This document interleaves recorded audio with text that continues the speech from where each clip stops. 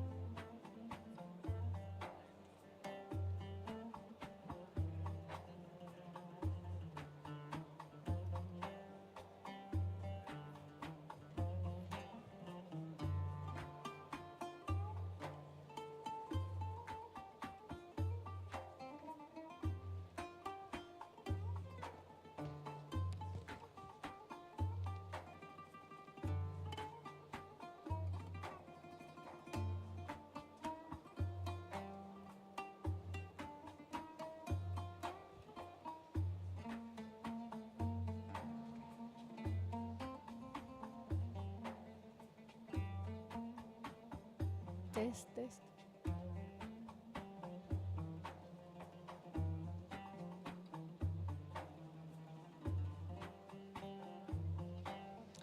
On va commencer dans quelques instants, le temps de finir quelques réglages techniques, mais je donne tout de même la couleur.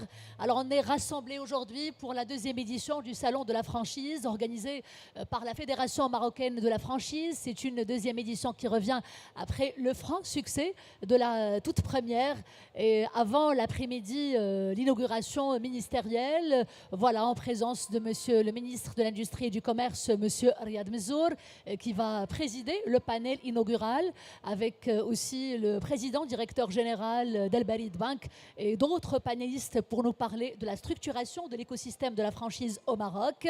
Eh bien, nous allons entamer cette toute première journée avec une table ronde inaugurale organisée par voilà, Coca-Cola Company avec la formidable équipe de Coca-Cola mais aussi de CCBC. Alors, on va parler de combo, il sera question de combo.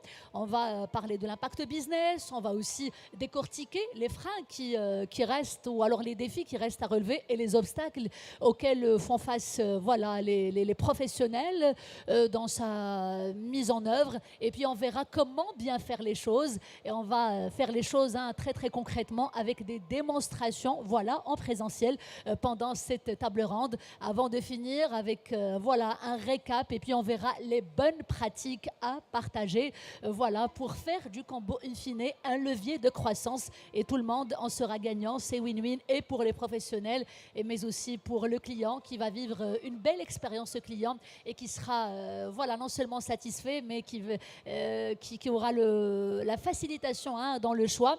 En tout cas, ce sont des détails que l'on va bien décortiquer tout à l'heure quand on aura entamé cette table ronde que j'aurai le plaisir d'animer. Et puis juste après la table ronde, on va faire une conférence format TEDx sur la nouvelle géographie de la croissance qui sera animée par monsieur Fernando López de Castilla qui nous vient de Madrid et qui nous fait aussi l'honneur d'être parmi nous et qui va nous parler de cette nouvelle géographie de la croissance, car comme vous le savez, de nouveaux marchés émergent, de nouveaux consommateurs émergent. Voilà, la croissance n'est plus l'apanage, on va dire, des marchés classiques. On va attendre tout de même encore 5 minutes et on démarre en attendant que la salle voilà, se remplisse. S'il y a de l'affluence, s'il y a des personnes qui viennent de nous rejoindre. 5 minutes et j'annonce le top départ.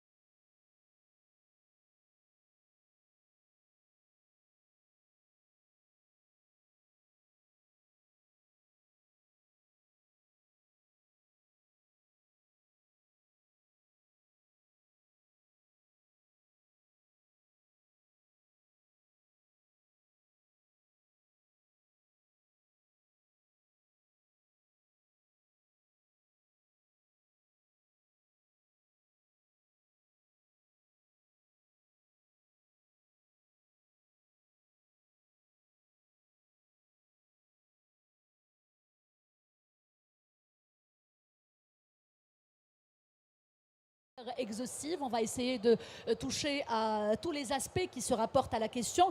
L'objectif est en fait de poser les bases d'une réflexion très concrète autour d'un sujet qui concerne directement les opérateurs de la restauration, le combo comme levier de croissance. Avant de commencer un rapide tour de table des panélistes avec lesquels j'aurai le plaisir de modérer ces tables rondes, on a Monsieur Ahmed Bouchouk, Director Key Accounts chez ECCBC Maroc. Monsieur Ahmed, bonjour. Bonjour.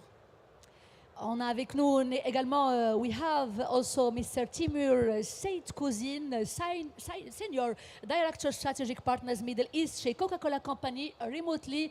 Good morning, Mr. Timur. We are glad to have you with us today for this round table.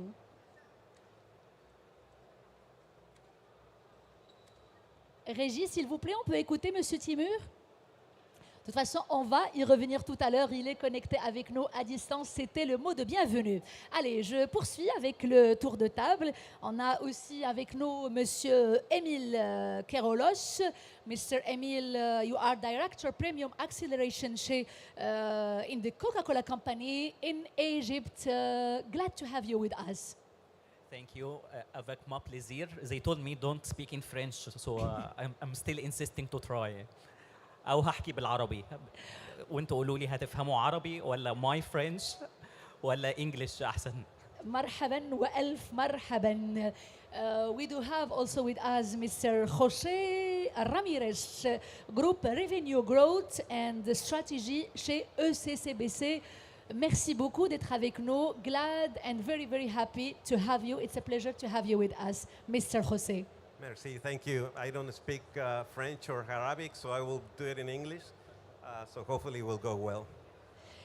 On va commencer, voilà, on va entrer dans le vif du sujet car nous avons seulement 1 heure. Il y a beaucoup à dire sur ce sujet et je vais quand même dresser le topo avant de céder la parole avec Monsieur Ahmed qui va aborder avec nous la partie impact business. Je dresse déjà le topo, on vulgarise. Certes, nous avons avec nous voilà, un public qui est averti, mais nous avons aussi avec nous des journalistes, des confrères et des consoeurs qui couvrent l'événement et donc on va dresser le topo avant de démarrer avec les questions. Donc dans l'univers de la restauration, chaque décision de menu a un impact réel sur la performance. Vous n'êtes pas sans le savoir. La structuration de l'offre, la lisibilité du menu, et ensuite la perception de la valeur pour le client ou encore la capacité à augmenter le ticket moyen. Et c'est précisément là que le combo devient particulièrement intéressant. Et c'est d'ailleurs, il est au cœur de la thématique que nous avons choisie pour vous. Alors à première vue, un combo, il peut sembler très très simple, regrouper plusieurs produits dans une même offre, mais dans les marchés les plus avancés, il est vraiment devenu, et ça on va le voir, hein, un chiffre à l'appui, un véritable outil de Revenue Growth Management. Il permet d'augmenter la valeur par transaction, de simplifier la décision du client, mais aussi d'optimiser le menu et de créer de véritables mécaniques et de vente et beaucoup plus d'efficacité. Alors pour en discuter, nous allons structurer les échanges autour de plusieurs axes. On verra l'impact business avec Ahmed, on verra les freins opérationnels avec Monsieur José et on verra aussi les bonnes pratiques, the best practices to share with you, Keros. Et une démonstration aussi concrète proposée par Coca-Cola et ensuite des recommandations actionnables. C'est le but. Le but est de sortir avec des recommandations. Voilà, on va entrer dans le vif du sujet. Ce sera avec vous donc Ahmed. Nous entendons Ahmed souvent le combo comme permettant d'augmenter le ticket moyen, c'est vrai, mais leur impact est souvent plus large. Le combo simplifie le choix du client, il accélère la décision et il oriente naturellement vers des paniers, on va dire, plus structurés et plus rentables aussi. Dans vos observations de terrain, vous êtes un homme de terrain avec une solide expérience, remarquable expérience de terrain. Quelle différence constatez-vous entre une commande classique et une commande structurée autour d'un combo en termes de valeur, de ticket moyen, déjà pour commencer? Bonjour tout le monde. Pepe, sorry, I will switch to French. Kero, I'm sure you will understand every single word I will say. Rizlan, merci beaucoup pour la question parce que c'est une question très pertinente. Comme tu viens de l'évoquer, le combo n'est pas qu'un levier pour le développement du ticket moyen, mais aussi dans une logique de menu engineering, c'est un moteur de simplification de l'offre. c'est-à-dire qu'il nous aide, surtout les professionnels, à faciliter le choix pour les consommateurs, mais aussi à rendre plus fluide, plus rapide la prise de décision. Et cela impacte forcément les indicateurs de performance des professionnels. Dans mon expérience ou notre vécu quotidien, en se basant sur nos partenariats et nos benchmarks à l'international, mais aussi dans les échanges qu'on a avec nos partenaires, on remarque qu'il y a un gap important entre toutes les commandes qui sont faites à la carte versus les combos. C'est-à-dire les chiffres, ils avancent qu'il y a quand même 15 points à 30 points d'incrémental qui sont générés par les offres combos, parce que tout simplement, on est dans une logique d'offre complète. Il n'y a pas que le plat principal, mais plutôt plat, accompagnement, boisson, et c'est là où la différence est faite. Dans la même lignée, Monsieur Ahmed Bouchouk, dans le marché marocain, est-ce que le combo est déjà devenu un standard ou reste-t-il encore un levier sous-exploité? Et s'il est sous-exploité, pourquoi? Le pourquoi de la chose? En fait, est-ce que c'est un standard? Non, mais c'est quelque chose qui est très connu chez le consommateur marocain. C'est quelque chose qui a été installé principalement par les chaînes de restauration rapide, ce qu'on appelle les QSR. Et là, le consommateur il est très habitué aux formules et à la logique du menu qui ramène une valeur ajoutée par rapport au prix déboursé. Par contre, malheureusement, ça continue à être considéré comme une promotion. C'est là où la différence et aussi notre effort afin de construire des habitudes de consommation plus orientées sur la valeur qui est générée en offrant une offre intermédiaire dans le panier moyen qui est généré par la transaction du combo. Et au-delà du ticket moyen, Monsieur Ahmed Bouchouk, quels sont peut-être les autres indicateurs sur lesquels vous avez constaté réellement une amélioration grâce justement au combo, par exemple la conversion en termes de vitesse de commande, ou alors en général, in fine, par rapport à la satisfaction client? Évidemment. C'est-à-dire que avoir un menu structuré par combo, il offre plusieurs avantages, à part l'impact sur le ticket moyen qu'on vient de discuter. C'est-à-dire même en termes de taux de conversion, les études montrent que des cartes avec menu permettent l'amélioration de la conversion de 8%, ce qui est énorme dans le métier de la restauration. Mais aussi, ça offre énormément d'économies sur le temps de passage de commande, surtout durant les périodes de rush, là où c'est très important pour les professionnels, c'est-à-dire le temps de prise de commande, il diminue. En plus, c'est-à-dire même sur la partie de satisfaction client, il y a un impact tout en considérant que la simplicité et aussi la perception de value for money, c'est-à-dire la valeur obtenue en contrepartie du ticket remboursé, ça donne un sentiment de satisfaction supérieur au cas contraire. Sans parler d'autres avantages opérationnels comme on diminue le risque d'erreur sur les commandes, mais aussi des risques par rapport au flux et gestion de stock, etc. Et cette fois-ci, dans une logique de Revenue Growth Management, comment les combos participent-ils, contribuent-ils à structurer la montée en gamme et à renforcer cette fois-ci la perception de la valeur? Ça, c'est un grand débat parce que même avec les professionnels, on essaie d'avoir cette logique avec des chiffres. C'est-à-dire là, l'approche, c'est d'offrir des options de premiumisation avec, c'est une méthode très connue, on appelle ça good, best et better. C'est-à-dire on offre une offre d'entrée et on stimule et on pousse et on encourage le consommateur à avoir des avantages plus intéressants avec une offre qui dépasse la logique économique, c'est-à-dire c'est pas forcément une logique de remise, mais d'offrir plus avec une valeur qui correspond au ticket remboursé. Donc c'est très important cet aspect de premiumisation de l'offre qui rend les consommateurs plus satisfaits avec plus de valeur obtenue via le combo. Excellent. Donc, je vais switcher en anglais pour les co-panélistes. So I will switch to English. We were saying that the combo is not only a way to increase the average ticket, it's also a strong lever to simplify the customer experience and journey. We can see also that it improves both business performance and the customer experience. So if combos are so effective, we do have a question. Why are they not fully used by all the operators yet? And what are today maybe the main operational barriers to adopt the combos? And this question is for you, Jose. Yeah, thank you again. I think the reasons why many of our potential customers are not adopting the combos is because they still need to understand that there's value and there's additional profit for all of them. In a way, a combo to work, there has to create value, then we need to communicate the value, and then we need to deliver on that promise. And the barriers come along those three steps, because to create value, one of the barriers is to have good data to understand what the definition of that combo has to be. If we don't create the right definition that creates that value to the consumers, they won't buy it. Second, the communication is key, and having in the store, in the restaurant, a place where we can find easily those combos and we can select the one that we want as a consumer is very important. We fail in many cases to have that communication, and that doesn't deliver. And finally, we need to deliver what we promise. And many times we fail into that. And that comes with a lot of challenges behind, because we need to have the product that we need to serve there.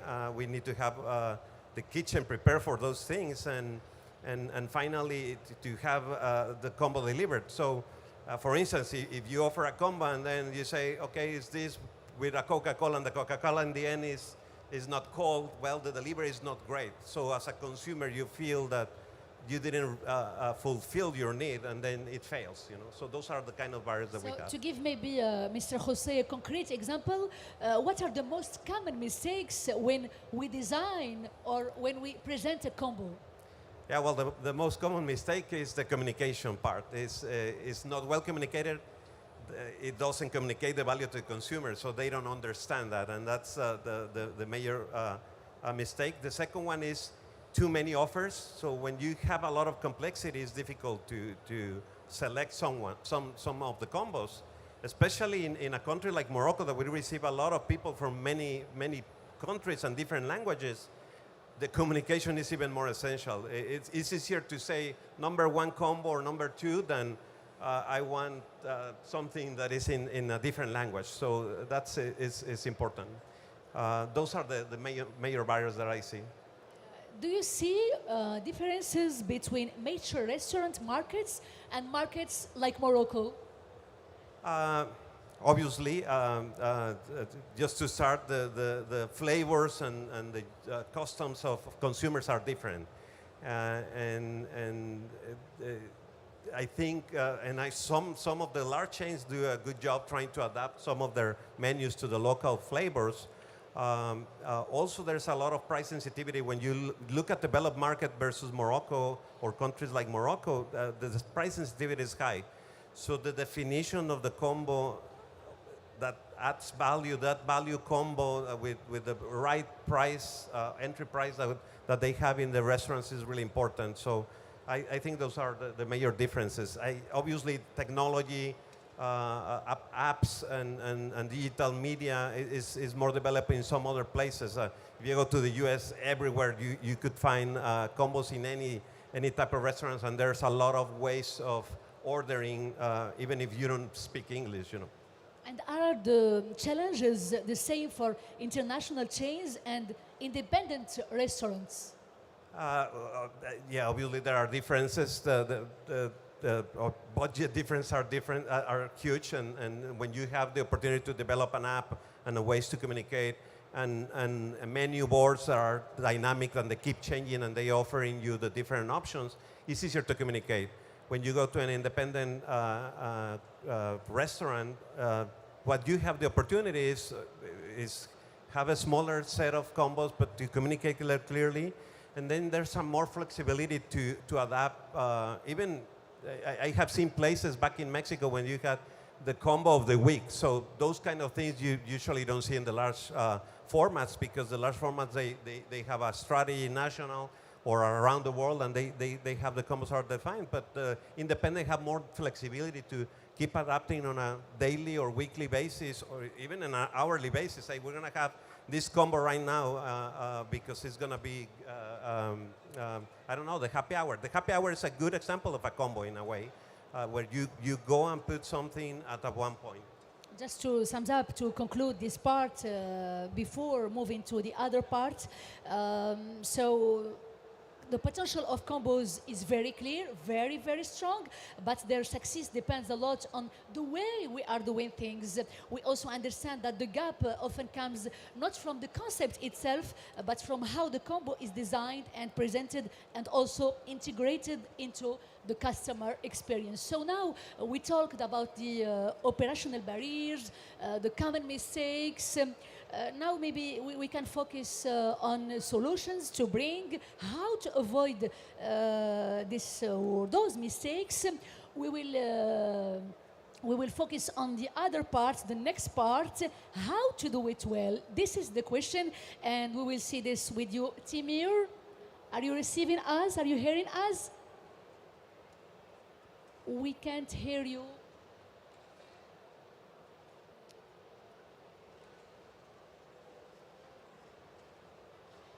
Just say hi with your hands to check if you are, yeah.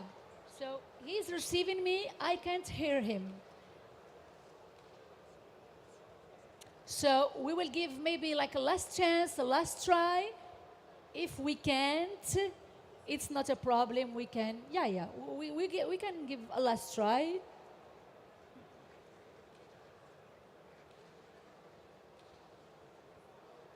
Il me reçoit, il nous entend parfaitement. Par contre, nous, on n'a pas le son, on ne le reçoit pas.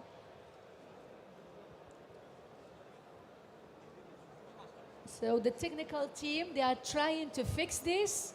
So they will try.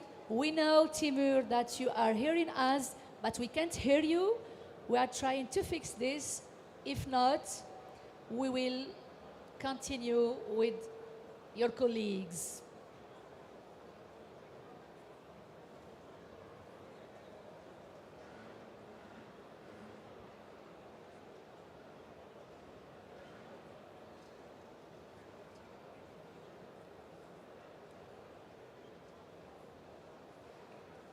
Yes, Okay. just give us 1 second. Yeah. Can you hear me? Yeah. You can hear me now, right? Yeah. So, God, yeah. yeah, I was saying that now we talked about the barriers, the mistakes with Jose, all the details Jose just gave to us. So now the question, how can we do it and do it really very, very well? So a combo is based on an effective combo is not only a commercial idea, it's based on 3 pillars. The right product, assortment, the right pricing, and also the right visibility. So how should operators choose the right products to build like a strong combo, Mr. Timur? Yeah, thank you. If I may, let me add a little bit on the previous part too, on what Pepe said, because he rightly, I think, showed the divisions, but I just wanted to add that why maybe countries like Morocco are not utilizing combo yet, because of how the customers are doing their accounting. Like in some because I'm responsible for the region, and I see some customers, they do their financial accounting based on margins, and some customers, they do their accounting based on earnings per square meter So I think the biggest barrier in some countries that are not in profits mindset yet is the margins, because they think the combo is diluting the margin. But this is not actually completely true. It's diluting the margin, but the pie is getting bigger. So this is one build, and another build I wanted to say, yes, the taste and everything across the different countries is different. I'm looking after 11 countries, but what is similar in every country is occasions. So we know that in every country there is lunch occasion, in every country there is a dinner occasion, there is occasion meeting during the weekend with your friends and family, and this is one of the common grounds to establish the combo. this is just a couple of builds. But now coming back to your current question, I think it's probably important to establish what I think the combo is. Like it's already mentioned at the beginning, combo is not a promo tool. So I don't look at the combo as just a discount, and because it's attractive, that's why it's working. Combo is, for me, is a commercial design tool. And whenever as Coca-Cola or as I personally go to large customers, to BKs and Chipotles of this world, whenever I talk to them, I usually try to establish the framework. And the framework we use in Coke, we call it PITA. First P is population, the traffic. So does it help them to drive more traffic into the outlet? Second is I, incidence. Does it help to improve the incidence? So for example, if their best seller is Whopper, they sell 10 Whoppers an hour, how many fries and Cokes they're selling together? If the incidence is not 100%, it means that there is money on the table left. The third is T, PITA T, transactions. Are these customers at lapse? Like, for example, is there any loyalty in this customer? Are they prefer to spend their time with the family every Sunday in the same outlet? And then third is A, amount. Can we upsell more? Because like one of the leaders say to us that when the consumer already is in the outlet, you don't have to sell anymore, you have to upsell. So you need to drive amount.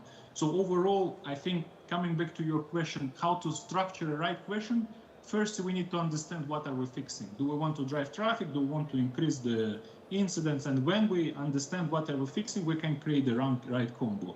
But the general rule of thumb for the right combo, and I think this is the common mistake I see in the different countries, some operators, they are trying to create a combo with low moving item.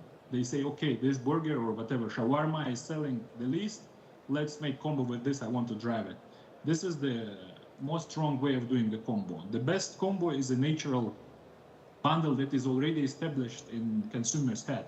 For example, if it's a burger place, you need to make a combo with your best seller. If it's BK, it should be a Whopper. And then everybody knows that with your best seller, there should be a fries and drink. And whatever is already natural for a consumer to be as a bundle, we need to convert it as a combo. And Matt already mentioned, I think, in the beginning, that combo is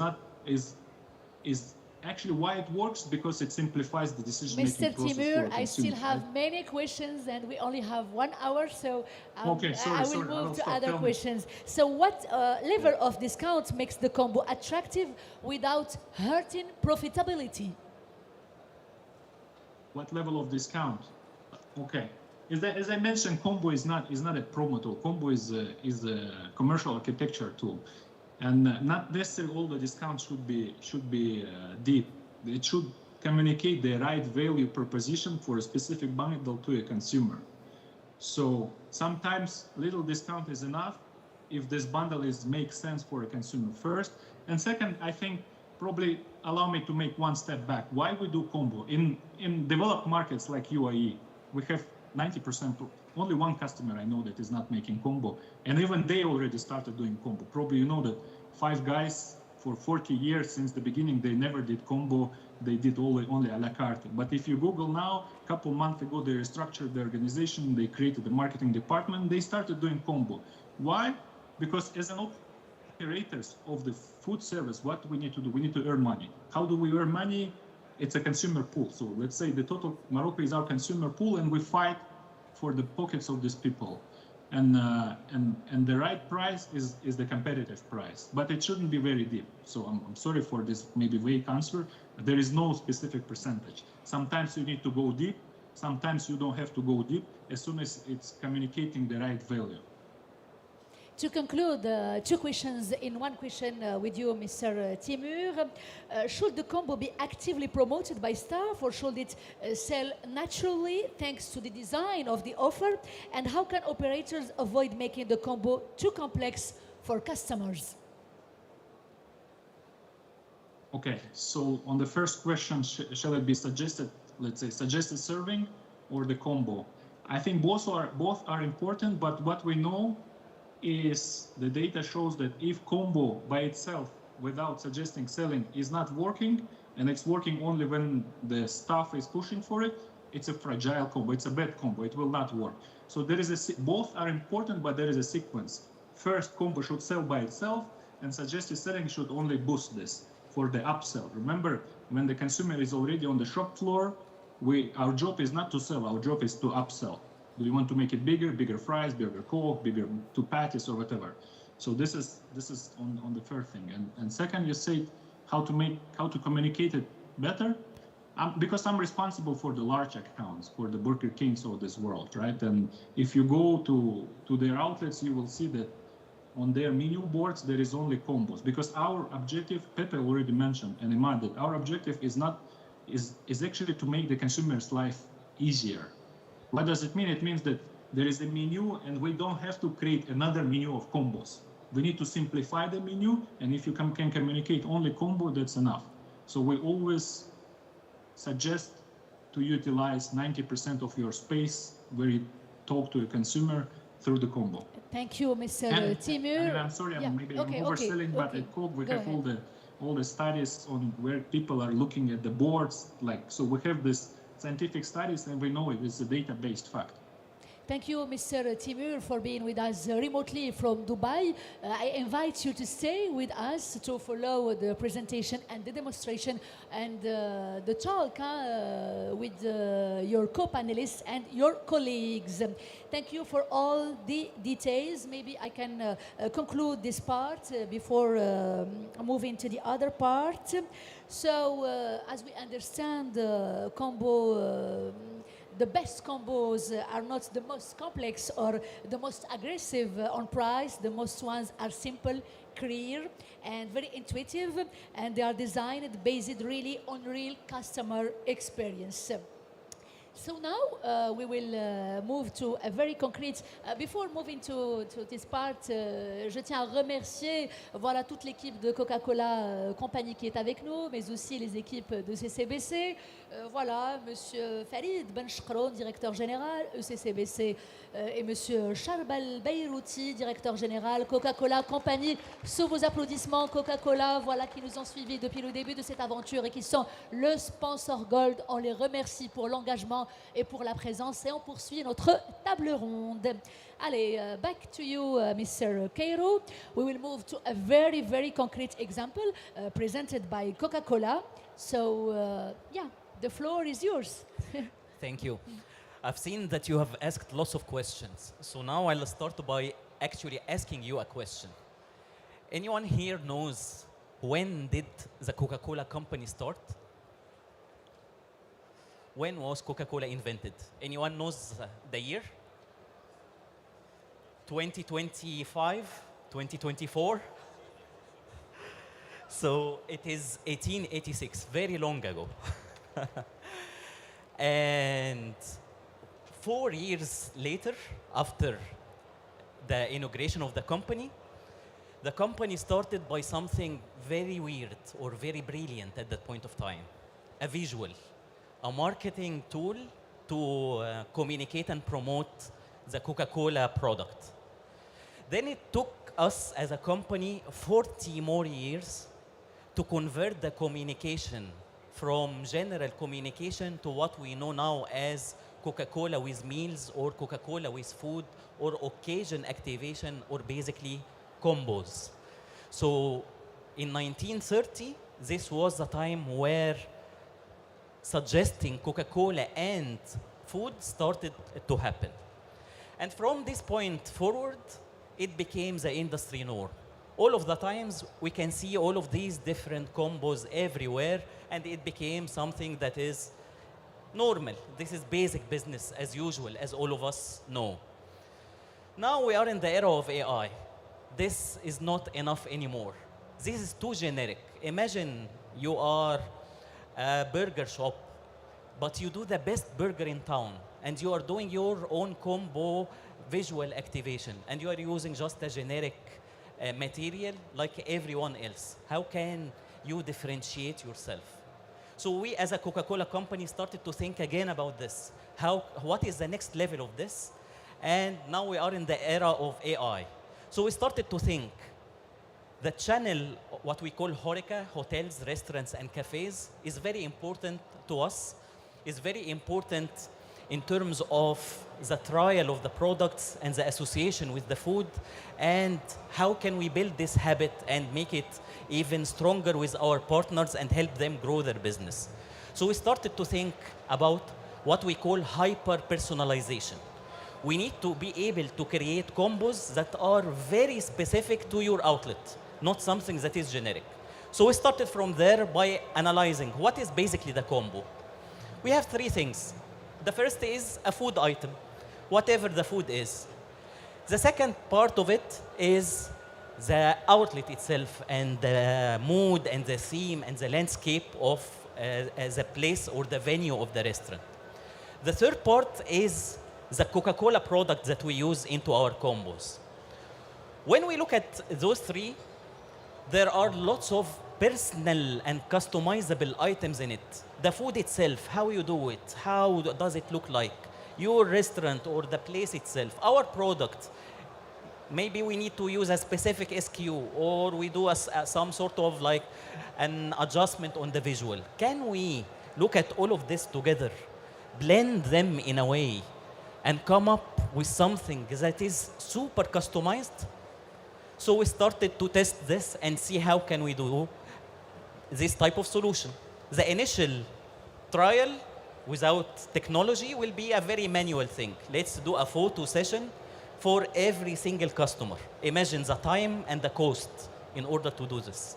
So can we scale this everywhere across all of the different types of outlets, different types of food, different types of products? This will require lots of time and lots of money. But with AI, we are now experimenting with a totally different approach that makes time almost non-existent and cost almost non-existent as well. We have tried this across all of Africa, and here you can see some of our results. So for example, a Lebanese restaurant where you have a basic chicken meal, can we convert this into a combo with a Coke Zero sugar can? And here you can see the results. Can we do this in a very realistic way so that the combo will look like as if it's a real picture? And here you can see it. Can we do the exact opposite of it and we make it more of like artistic and looks like very cartoonish in a way? Yes, we can as well.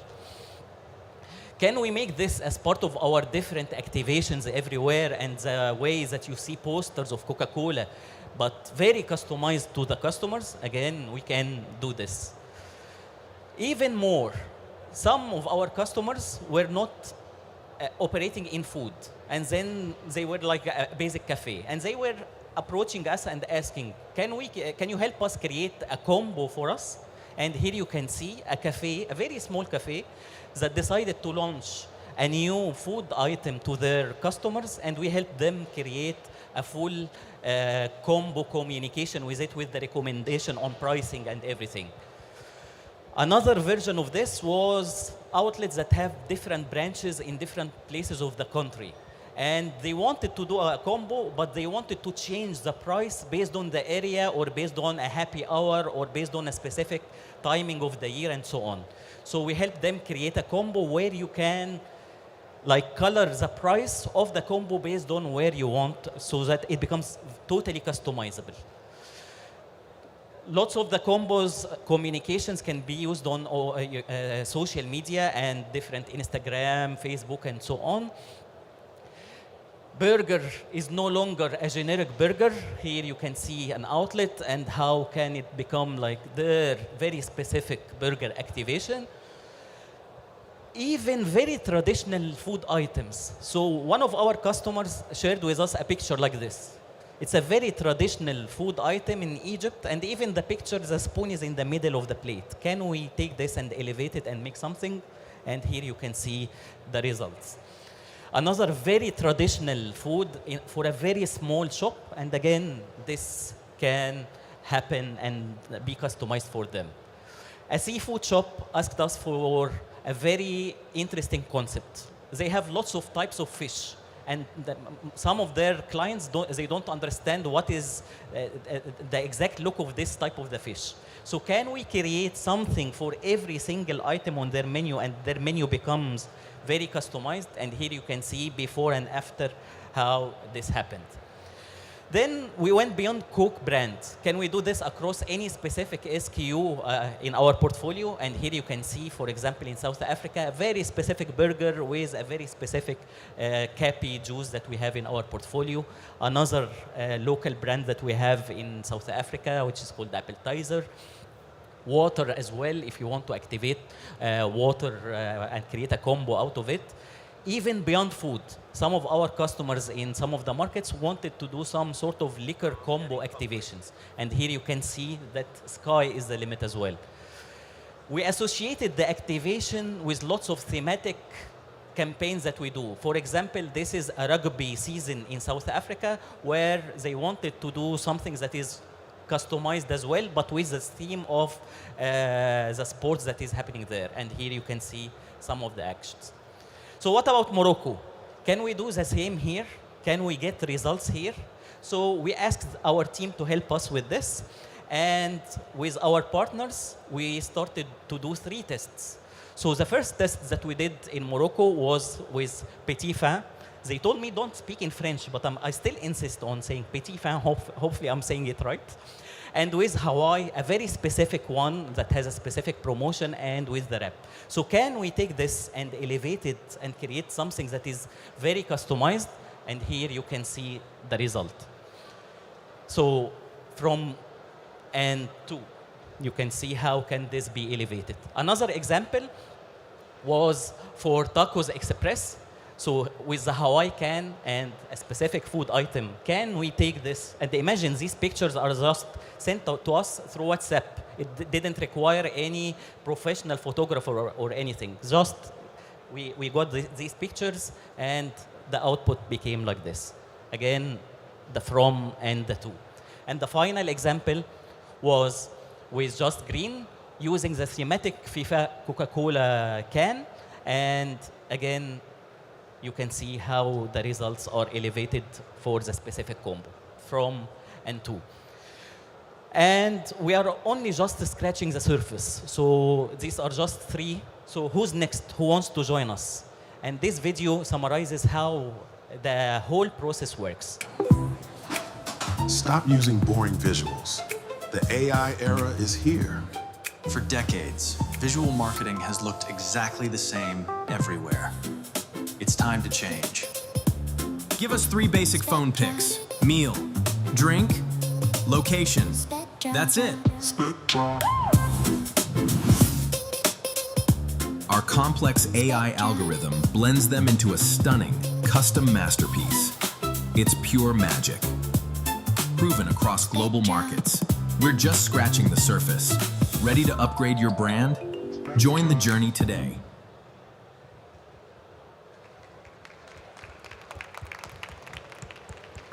And this is just the start. If you are interested and if you are working already with Coke, reach to your sales developer, and we're happy to help and keep testing with you and evolving on this. We are aiming for even more and more, so we are now doing this on a more of a manual basis.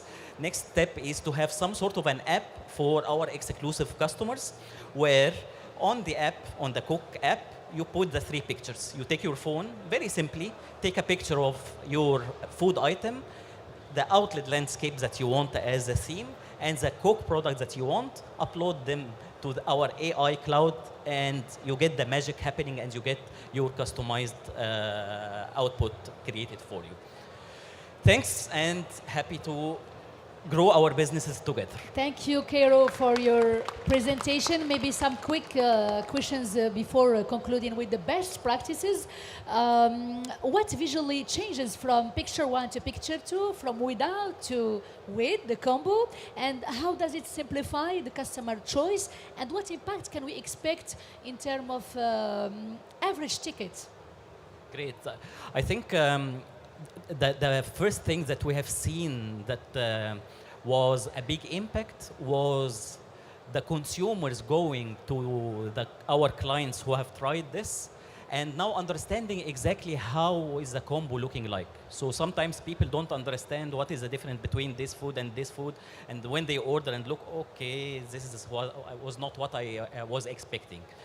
When we tried this with some of our customers, this satisfaction level became much, much higher. And it reflected, as you talked about, the ticket price, the ticket size dramatically. So we had around from 15 to 25%, depending on the customer type and a lot of other variables, in terms of increase in the size of the ticket itself. Now people go there, okay, I know I want this, I know that this is exactly how it will look like. Then the average overall ticket increased because we are bundling everything together, as you have heard from my colleagues before. Thank you very much, Cairo. Here in Morocco, we say "زوقت بيع," so make it nice from the inside. You can sell. So this demonstration shows really something very, very important. And the performance of a combo does not depend only on what is inside the combo, but also depends on how the combo is presented and perceived. So we move from a product logic to maybe a customer experience and decision design logic. So we conclude with the best practices with all of you. I will start maybe with Imad. Voilà, the best practices, les meilleures pratiques, which will also be our conclusion. So let's stay very, very practical. What quick win could you, Mr. Imad, or could the restaurants here implement starting tomorrow? Yeah. Having the chance to work closely with the professionals of restoration, I can tell how complex is their daily work. I'm not sure that if I can give them an advice, but if there is something that I will push for, is to reconsider the combo as a commercial lever, more than a promotion or a costing logic. So we are here to help them on how to develop this part and to build with them a right combos for the right place. Thank you so much. Jose, what practice, or maybe with Cairo, what practice from your markets could work well in Morocco? This is your area. I believe that the main thing is a mindset shift. When we look at those customers who have more than 80% of this business generated from combos, and we ask them why it is so big for them, they tell us that we changed our thinking from margin percentage to what they call margin pool. Sometimes when we, as clients, start and prepare a combo, we say, oh, I am selling this individual item at X, now I'll be discounting it. Actually, it's not like this. Because yes, the overall from a percentage perspective looks as if it is decreasing, but the absolute amount becomes much, much bigger. And some of the key customers told us, we don't pay rent in percentage, we pay it in absolute money. So if you start by changing the mindset from a margin percentage to a margin pool, I think this will make the whole story start working for you. And Mr. Jose, if you had to give like one single or maybe many advices to operators, what would it be? I will go back to define something that creates values to your consumers. That's what drives more transactions, more consumers coming, more frequency, and I agree with you. It's about growing the amount, not the percent-wise. By doing this, you will bring more consumers, more loyalty, more satisfaction, and that will bring immediately more profit. So the combo is not just a promotional tool or a commercial offer. It's really a strategic lever. It works on value, on simplicity, and customer experience. In short, it's a win-win lever for revenue growth and for customer satisfaction. Maybe additional comments, something, maybe a question I didn't ask, maybe something to add before we conclude this session. Just quickly, I'm from Mexico. We experienced this growth of combos in Mexico like 20, 25 years ago. Now I'm displaying my age with those numbers, but in reality, it boomed at that point, and it was the first McDonald's I saw when it opened, and after that we began pushing on having the combos in working with the customers, more than pushing, working with them to develop the combos at different levels.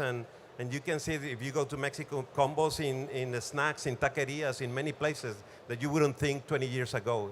And I think the same is going to happen here. Something to add, maybe Ahmed?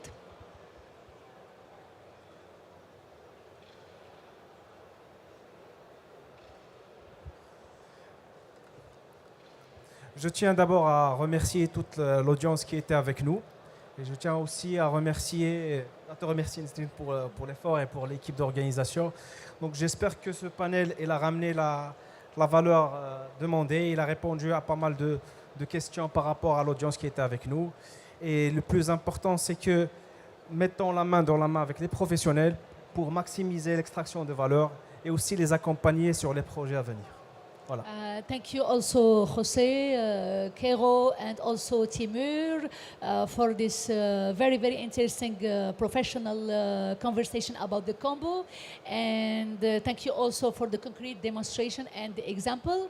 And il ne me reste aussi qu'à remercier voilà, toutes les équipes de Coca-Cola Company, mais aussi de CCBC, voilà, pour le choix de ce sujet très, très important, mais aussi pour cette thématique aussi que l'on a détaillée avec vous de manière très, très concrète, avec des chiffres à l'appui. Je remercie voilà, Monsieur Farid Benchkroun, directeur général CCBC, et Monsieur Charbel Beyrouti, directeur général Coca-Cola Company. Voilà, c'était un plaisir de vous accompagner. C'est ainsi que nous clôturons cette table ronde. On a été vraiment très très ponctuels. Nous avons bouclé 1 heure. Voilà, on termine donc cette table ronde qui a été signée Coca-Cola, sponsorisée par Coca-Cola, sponsor gold de l'événement qui commence aujourd'hui. Et nous l'avons commencé en beauté avec la formidable équipe de Coca-Cola. Et nous allons poursuivre avec une conférence format TEDx sur la nouvelle géographie de la croissance, The New Geography of Growth, by Mr. Fernando López de Casilla, qui nous vient de Madrid, de l'Espagne, un pays aussi ami. Bienvenido aquí en Marruecos. Segundo país. On va marquer une petite pause de 5 minutes avant de démarrer et de poursuivre notre programme. Merci à tous, c'était un plaisir. Vos applaudissements, merci.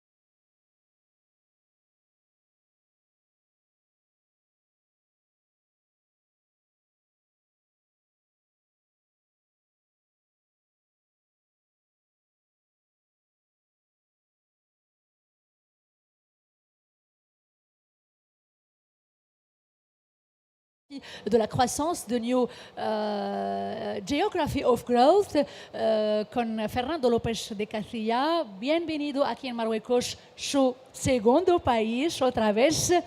Puedes empezar, señor Fernando. Vas a hacerlo en inglés. Thank you very much, Ms. Green. Yes, thank you very much. Thank you. Hello, everybody. Yes, thank you. Hello, everybody. Happy to be here, happy to be in Morocco one more time. Always happy to be here. Thank you, of course, to the organizers, to Mohammed, Jamila, and all our friends here. I'm going to be really, really quick, guys. I'm going to go very, very fast, so hopefully your time is worthwhile. I usually speak about the opportunity and about strategy around franchising. Today, in these 15 minutes or so, actually, I'm going to talk about a different thing. I'm going to talk about structure, right? Because I've come to believe that people in general, they see the opportunities, not that they don't see it. They see it, but they cannot seize it. Why? Because they don't have the tools, because they don't have the structure. So that's what we are going to discuss today, folks, under the topic, Global Franchising, the New Geography of Growth. Hopefully you will enjoy it. All of you know us already, so I'm not going to talk about us, but as you know, we are a global franchising firm. We have a global footprint. We operate in over 40 countries around the world, and we are lucky enough to be one of the forces behind the evolution of global franchising. We do have a very small venture capital platform. I'm not going to go into this just for the sake of time. So let's start with our topic, folks. So when I talk about the new geography of growth, what I talk about basically is scaling brands globally through structure, city-led expansion, okay? This might sound obvious. Actually, it's not, you know. Franchising has been around for the past 75 years, at least, modern franchising. And the world has evolved, has changed a lot, and franchising hasn't. So we have to start to do things different if we want franchising to evolve. So what does it mean? Growth hasn't disappeared. It has just moved, okay? So traditional markets are saturated. Capital is global, but execution is local. Winning brands follow new growth corridors. This is a very cool concept, actually, a growth corridor, and we'll get into that later. The bottom line here is that most companies are still looking at the wrong map. Geography has changed, the world has changed, but franchising hasn't. So we have to keep it up, okay? The shift is basically from countries to cities. You know, a couple of weeks ago, a very big brand from Japan asked us, hey guys, we want to find a partner, a franchisee partner for Europe, you know? So there are even big brands out there that still, they are thinking in terms of getting a partner for a whole continent, not even a country. Of course, that's our responsibility. We have to educate. Nobody buys what they don't understand, but we have to move even further from countries to cities. Countries are too broad. Like today, you know, if someone would tell me I want to go to the UK or to Spain or to Morocco, that's too big, that's too broad. What cities make sense for you, for your system? So cities are the real units of growth. That's the lesson here, guys. Cities are the new real units of growth. Most franchisors expand actually incorrectly, okay? And this has been happening, you know, for the past decade or so. Opportunistic franchising. Every time I hear about opportunistic or being opportunistic in franchising, I just go mad, you know, because nothing happens opportunistically, okay? Maybe some things in nature, but in business, it doesn't, right? So there is no thing as a healthy opportunistic growth, whether you have a plan or you don't. So opportunistic market entry, weak partner selection, no sequencing logic, no capital alignment, and you know the saying,